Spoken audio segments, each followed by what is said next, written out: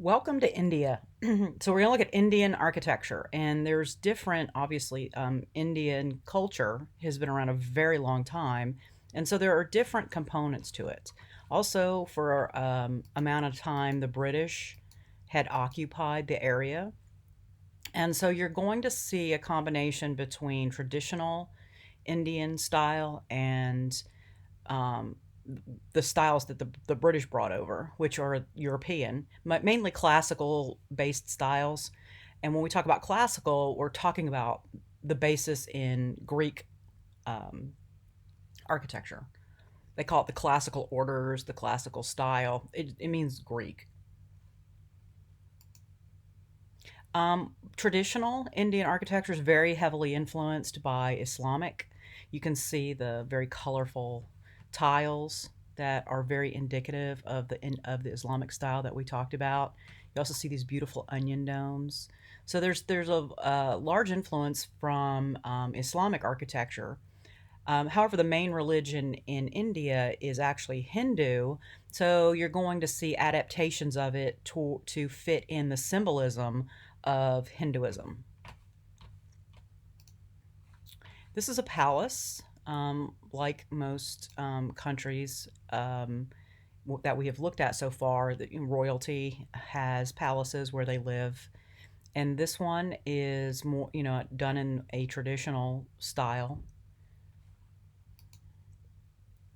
And you'll see here's the layout.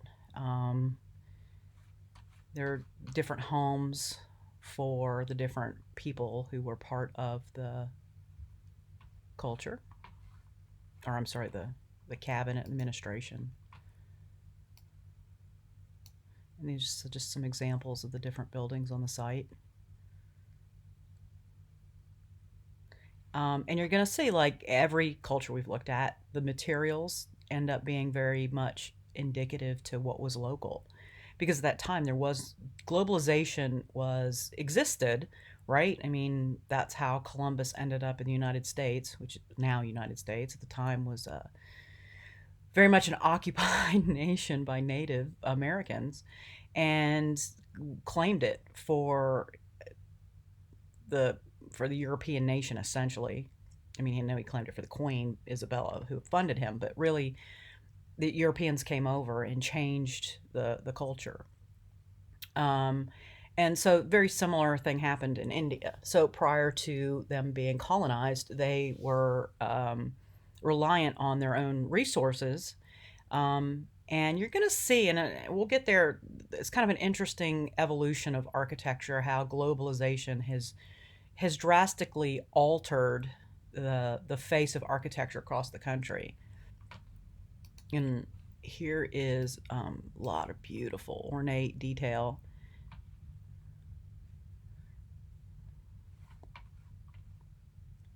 Emperor, that's who lived here. And just all the different buildings. There's a lot of stone, marble, so you'll see a lot of marble in India. And so that's marble. You also see a lot of sandstone, which is what this is. Um, all the red is sandstone. This is sandstone, and it's carved, right? So they did this. They carved all this by hand with hand tools. You just see a lot of, and then these are actually screens made out of stone. And so we already looked at the Hawa Mahal, which is the stone palace, and this is similar. So you've now seen a couple of traditional Indian styles, but obviously they varied across the region because in the north of India you have more mountainous terrain. There's more wood available, so you see wood here. This is all wood. Look at all that. That's just so beautiful. Um, and a lot of the influences here, right? So we saw the other architecture was very influenced by Islamic. Here now you have the Hindu and Jain influences, including the Islamic elements. And so these screens are all carved by hand, and they're carved out of stone, which is why this is all still here. It's all still standing. All this is stone. Now, obviously, this is wood, and they finished it, right? So, one of the things that we're learning is how to preserve. As we get further in, as we start to get further in time, further along, we're learning to preserve, how to preserve materials so that the natural elements didn't take them over. So, the wood you do see here has been stained and preserved. Just this amazing amount of ornate detail. Okay, and this is modern. Just beautiful. Modern house. You can see that it still has some of the influence, right, in the structure and the organization, but yet it's modern and new. It's absolutely beautiful. And here's a closer view of the building. You know, I mean, and this is one of the things I'm talking about is that how globalization, how the world became more connected. We begin to see sharing of styles and materials around the world, or I was going to say across nations, through between nations, and so you start to see that as people get to travel, they see things that they like and they bring them back. This could very easily be in New York. To me, this looks like a typical 1950s, 60s, mid-century modern library. That's what I thought when I first saw it up close. When you back off, I begin to see now this has got a far eastern feel to it. But you begin to change, right? The detail is gone. All that ornate detail that we saw, it's gone from that one. And here, this is another example of a home in residence in India, and you can see very modern. There is this abandonment of the traditional detailedness in it. Not to say it doesn't exist, but more and more this type of style has become common. And one more. And I thought this was really cool because there's a waterfall right here. But you know, this is something that you would look at and you would think that is in Europe. You would not think that that is necessarily in India. I mean, there's almost nothing left of the original style.